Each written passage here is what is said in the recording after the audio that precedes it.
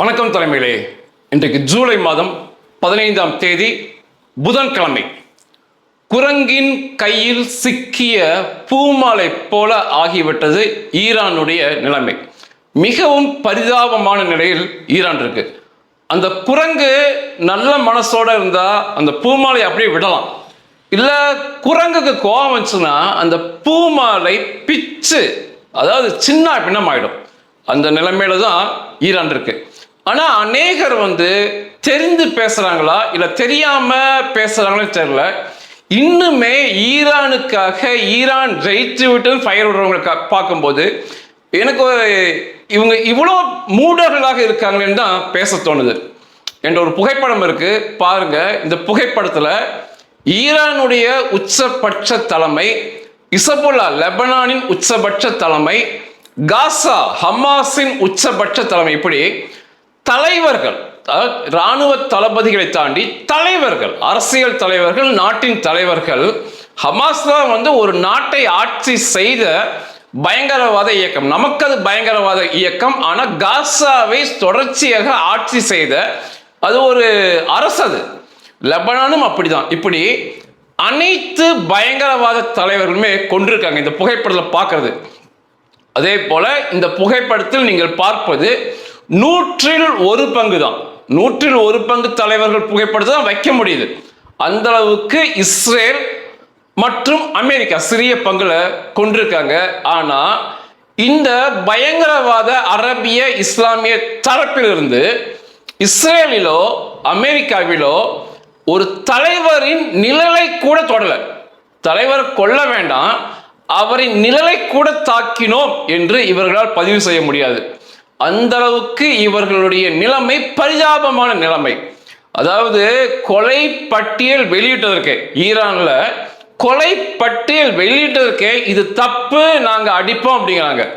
அந்த அளவுக்கு ஒரு வல்லரசாக அமெரிக்காவும் இஸ்ரேலும் இருக்கும்போது இவர்கள் இன்னும் இந்த அடிவாங்கும் இஸ்லாமிய, அடிவாங்கும் அரபிய தரப்பில் நின்று பேசுவது வியப்பா இருக்கு.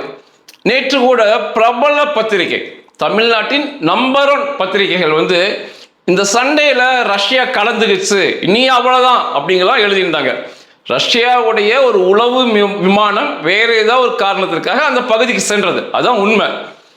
நேற்று எனக்கு கிடைத்த வீடியோ, ரஷ்யாவின் எண்ணெய் கிடங்கு நேற்று தாக்கப்பட்டு அழிக்கப்பட்ட காட்சி.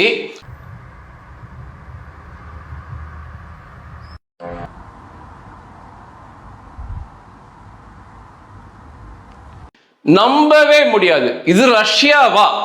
ரஷ்யா இந்த அளவுக்கு அடி வாங்குதா அப்படின்னு. இதே போல நூற்றுக்கணக்கான வீடியோ இருக்கு. ரஷ்யாவின் நிலையே மிக பரிதாபமாக இருக்கு.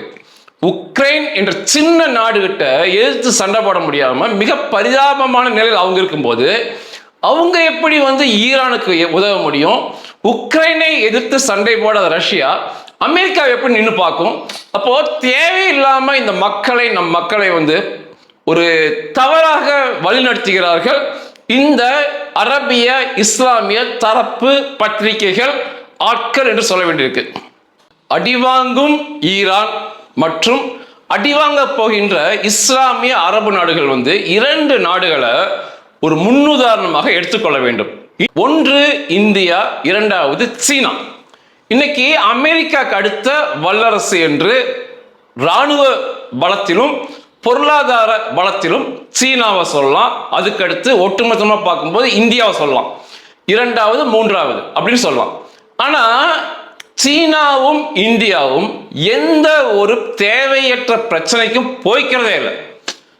நம்மிடம் வந்தால் மட்டுமே, நம்மிடம் பிரச்சனையோட வந்தால் மட்டுமே நம்ம பார்க்கிறோம். அதே தான் சீனாவும் அப்படிதான் பார்க்கறாங்க. ஆனா இந்த ஈரான் தேவையே இல்லாம அடிவாங்க பிறந்த, அழிக்கப்படுவதற்கு, அதாவது நிர்மூலம் ஆக்கப்படுவதற்காக பிறந்த பயங்கரவாத பிரிய மக்களை, காசா மக்களை இஸ்ரேல் அடிக்கும் போது தேவையே இல்லாம இசபுல்லா உள்ள வந்தான். இசபுல்லாக்கு ஆதரவா தேவையே இல்லாம ஈரான் உள்ள வந்தது. இன்னைக்கு மூன்றுமே இல்லை, மூன்றுமே நிர்மூலமாய் போச்சு. இசபுல்லா, ஹமாஸ், ஈரான் நிர்மூலமாயிட்டாங்க. ஆனா இந்தியாவையும் சீனாவையும் பார்த்து இனிமேலாவது இந்த அரபிய இஸ்லாமிய பயங்கரவாத நாடுகள் கற்றுக்கொள்ளணும். தேவையற்ற பிரச்சனைக்கு போகக்கூடாது. எங்களிடம் வந்தால் யாரா இருந்தாலும் பார்ப்போம். இதுதான் இந்தியாவோட நிலைமை, இதுதான் சீனாவோட நிலைமை. தேவையில்லாம அடுத்த விஷயத்தில் மூக்கை நுழைக்க கூடாது. சரி, 17ஆம் தேதி செவ்வாய்க்கிழமை இரவு 10 மணிக்கு தாக்குதலை அமெரிக்கா வழக்கம் போல ஆரம்பிச்சாங்க. 7 மணி நேரம் தாக்குதல் நடந்துச்சு. இதுக்கு முந்தின தினம் 5 மணி நேரம் பண்ணாங்க. நேற்று 7 மணி நேரம் தாக்குதல் நடத்தினாங்க. அப்படி பார்க்கும்போது 10லிருந்து விடிய காலம் 5 மணி வரைக்கும், இன்னைக்கு அதிகாலை 5 மணி வரைக்கும் ஈரான் தாக்கப்பட்டது. ஈரானை தாக்குகின்ற அதே நேரத்தில் ஈரான் மீதான துறைமுக முற்றுகை நடைமுறைக்கு வந்துவிட்டது. நான் வரும் நேற்று பேசினேன், இன்னைக்கு நடைமுறைக்கு வந்துவிட்டது. இந்த துறைமுக முற்றுகைக்காக ஈரான் மட்டும் வர்த்தகம் செய்யக்கூடாது. இந்த துறைமுக முற்றுகை நீங்க எளிதாக புரிஞ்சுக்கலாம். ஈரான் வியாபாரம் பண்ணக்கூடாது. கச்சா எண்ணெய் வியாபாரம், இயற்கை எரிபொருள், இயற்கை எரிவாயு வியாபாரம் பண்ணக்கூடாது. பிற அரபு நாடுகள் பண்ணலாம். ஈரான் துறைமுகத்துக்கு எந்த கப்பலும் போகக்கூடாது. ஈரான் துறைமுகத்துக்கு எந்த கப்பலும் வெளிவரக்கூடாது. இதுதான் துறைமுக முற்றுகை. இந்த துறைமுக முற்றுகைக்கு மட்டுமே 20 போர்க்கப்பலை அங்க நிப்பாட்டிருக்காங்க அமெரிக்க ராணுவம். அதை தாண்டி 100 போர் விமானங்கள் இந்த துறைமுக முற்றுகைக்காக சண்டைக்காக பயன்படுத்தப்படுகின்றன. சில ஆயிரம் அமெரிக்க ராணுவர்கள், 2000 அமெரிக்க ராணுவ வீரர்கள் இந்த துறைமுக முற்றுகைக்காக பயன்படுத்தப்படுறாங்க. வெற்றிகரமாக ஈரான் மீது துறைமுக முற்றுகை ஆரம்பமாகிவிட்டது. வந்தவங்களால திருப்பி அனுப்பிட்டு இருக்காங்க. தாக்குதல் இரவு 10லிருந்து 5 வரைக்கும், இன்னைக்கு அதிகாலை 5 வரைக்கும் நடந்துச்சு.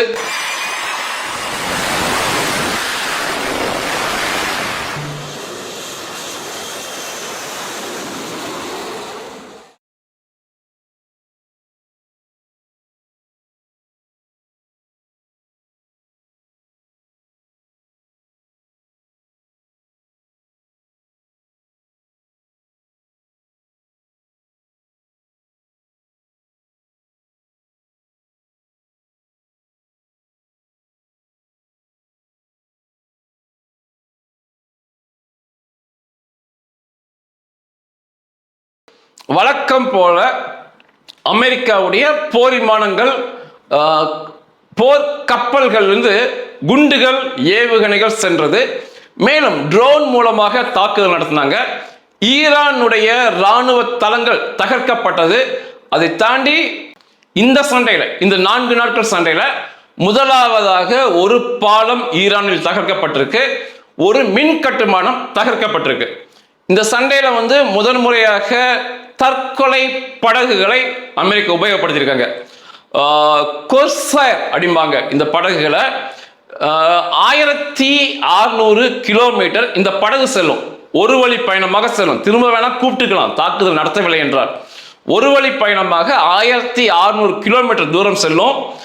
65 கிலோமீட்டர் வேகத்தில், ஒரு மணி நேரத்துக்கு 65 கிலோமீட்டர் வேகத்தில் கடலில் இது செல்லக்கூடியது.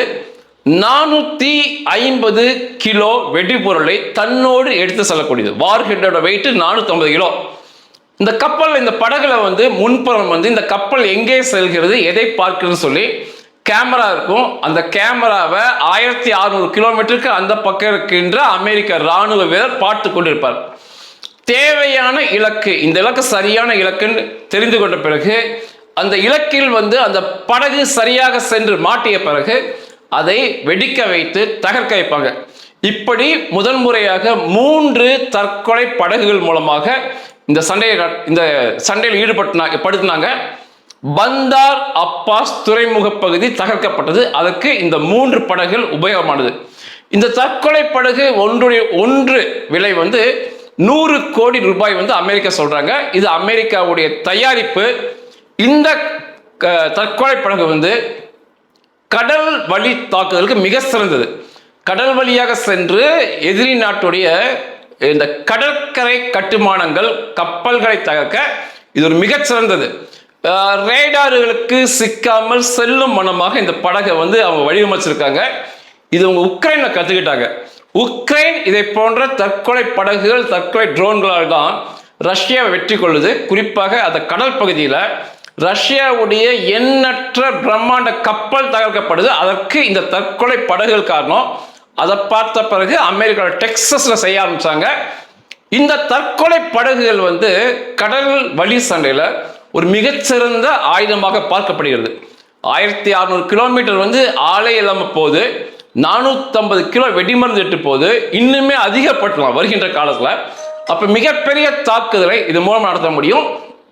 3 இந்த தற்கொலை படகுகள் இந்த சண்டையில வந்து ஈடுபட்டு வெடித்து சிதறியிருக்கு. இன்னும் அடுத்து இதை உபயோகப்படுத்துறதா சொல்லியிருக்காங்க.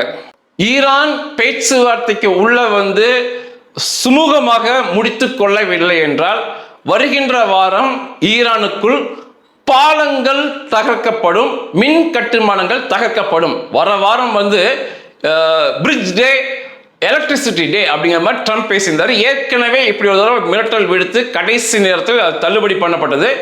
அப்படி மிரட்டல் விடுத்த உடனே ஈரான் வந்து கையற்ற நிலையில், ஒரு வக்கற்ற நிலையில் அந்த மக்களை, பெண்களை, குழந்தைகளை எங்கெங்க பாலம் இருக்கோ, எங்கெங்க மின் கட்டுமானங்கள் இருக்கோ அங்க சுத்தி உட்கார வைத்த பரிதாப நிலையை பார்க்க முடிஞ்சுச்சு. இப்படி அமெரிக்கா மிரட்டுறாங்க, உடனே வான் பாதுகாப்பு சாதனங்கள், போர் விமானங்கள், ஹெலிகாப்டர்கள், ஏவுகணைகள்லாம் கொண்டு போகணும். அதுதான் ஒரு ராணுவ ரீதியா பதிலடிங்கிறது.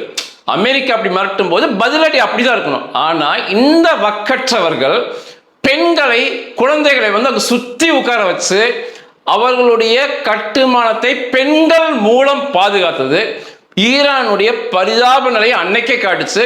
இவனுக்கு இன்னைக்கும் உட்கார்ந்துக்கிட்டு இதுக்கு 100 பேர் இருக்கானுங்க, இதுக்கு நிறைய டிவி இருக்கு, ஃபயர் விடுறானுங்க. சண்டையில ராணுவ ரீதியா அமெரிக்கா மிரட்டும் போது ராணுவ ரீதியா வாட நான் பார்க்கிறேன்னு சொல்லாம பெண்கள் மூலம் பாதுகாப்பு தேடிக்கொண்ட பேடி ராணுவம் முதல் இங்கதான் பார்க்க முடியுது. அதே சமயத்துல பாலங்களை அடிப்பதை போல, மின் கட்டுமானத்தை அடிப்பதை போல எண்ணெய் வளத்தை அடிக்க மாட்டோம்னு சொல்றாங்க அமெரிக்கால. எதிர்காலத்தில் எண்ணெய் வளம், ஈரானுடைய எண்ணெய் வளம் அமெரிக்காவுக்கு உதவியா இருக்கும், அதனால எண்ணெய் வளத்தை அடிக்க மாட்டோம்னு சொல்லி பகிரங்கமாக அறிவிப்பு கொடுத்திருக்காங்க. ஏன் இப்படி தினம் தினம் கடந்த 5 நாட்களாக ஈரானை இரவு முழுவதும் தாக்குறாங்க?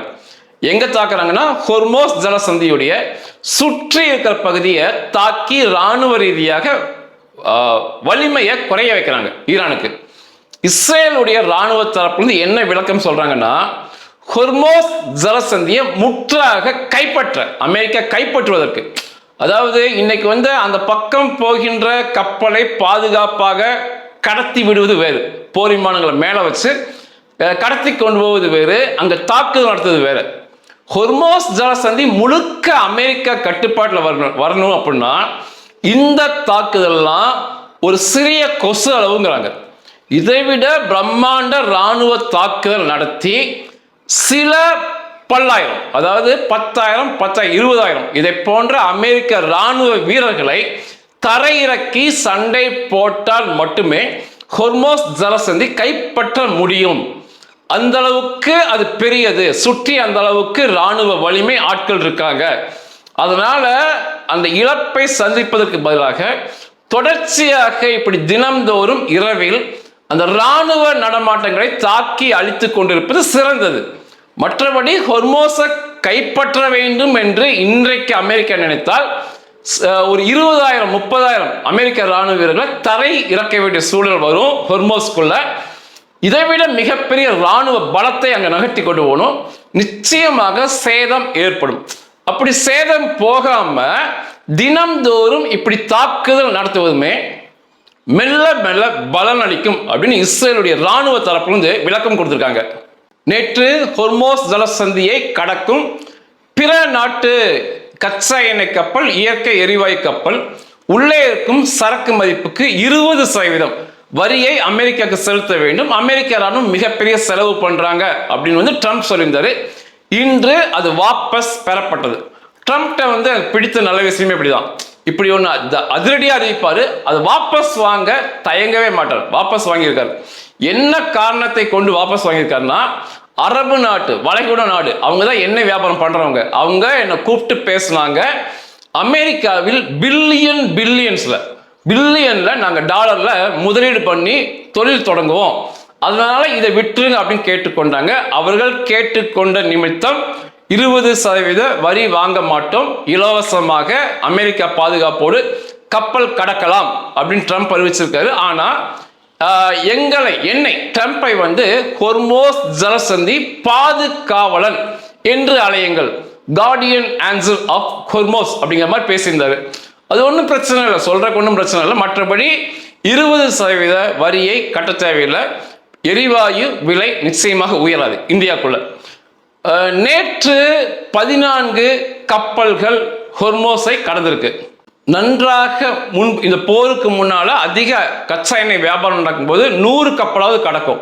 நேற்று 14 கப்பல்கள் அந்த ஹொர்மோஸை கடந்திருக்குங்கிறாங்க. அதை தாண்டி கடந்துள்ளது அப்படின்னு அமெரிக்கா தரப்புல சொல்றாங்க. அமெரிக்கா என்ன சொல்றாங்கன்னா, கச்சா எண்ணெய் இப்பொழுது அமெரிக்கா பாதுகாப்புல வெள்ளம் போல பாய்கிறது, கப்பல்கள் மிகப்பெரிய அளவு போகிறது அப்படிங்கிற சொல்லியிருந்தாங்க. அதுக்கு என்ன காரணம்னா, இப்பொழுது புதிய ஒரு டெக்னிக் வந்து ஹொர்மோஸ்ல நடக்குது. இரவு நேரங்களில் கப்பல் மூலமாக கடக்கிறாங்க. அந்த கப்பல்கள் இரவுல கடக்கிறாங்க. விளக்குகளை முழுவதும் அணைத்து சிறிய அளவு வெளிச்சத்தோட அந்த கப்பல்கள் ஹொர்மோஸை கடக்குது. இந்த கப்பல்களில் AIS சொல்லி ஒரு கருவி இருக்கும், ஆட்டோமேட்டிக் ஐடென்டிஃபிகேஷன் சிஸ்டம் அப்படிம்பாங்க. அந்த கப்பலை வந்து தானியாங்கி முறையில் எங்கே இருக்குதுன்னு சொல்லி கண்டுபிடிக்கும் ஒரு அமைப்பு, ரேடார் அமைப்பு போல சிறியது கடல் கப்பல் இருக்கும். அதையும் அணைத்து வைத்துறாங்க, சுவிட்ச் ஆஃப் பண்ணிடுறாங்க. அதையும் அணைத்துக்கிட்டு விளக்குகளையும் அணைத்து விட்டு இரவை பயன்படுத்தி நகர்ந்து வந்துடுறாங்க. அப்படி பார்க்கும்போது அமெரிக்கா என்ன சொல்றாங்கன்னா, 14 என்பது பகல்ல கணக்கெடுத்தது, கணக்கில்லாமல் கப்பல்கள் கடந்திருக்கு அப்படிங்கிற ஒரு தகவல் அமெரிக்கா சொல்றாங்க. கச்சா எண்ணெய் வெள்ளம் போல் பாய்கிறது உலகம் முழுவதும், அதனால கச்சா எண்ணெய் பாதிப்பு, விலையேற்றம் வராது அப்படிங்கிற மாதிரி அமெரிக்கா தரப்பில் சொல்லியிருக்காங்க. பதிலடியாக ஈரானும் தனது பதிலடியை கொடுத்திருக்கு. அமெரிக்காவுடைய தொடர்ச்சியான அதிரடி நடவடிக்கைக்கு பதிலடியாக அந்த அளவுக்கு இல்லாட்டியும் சிறிய அளவு அவங்களும் பண்றாங்க.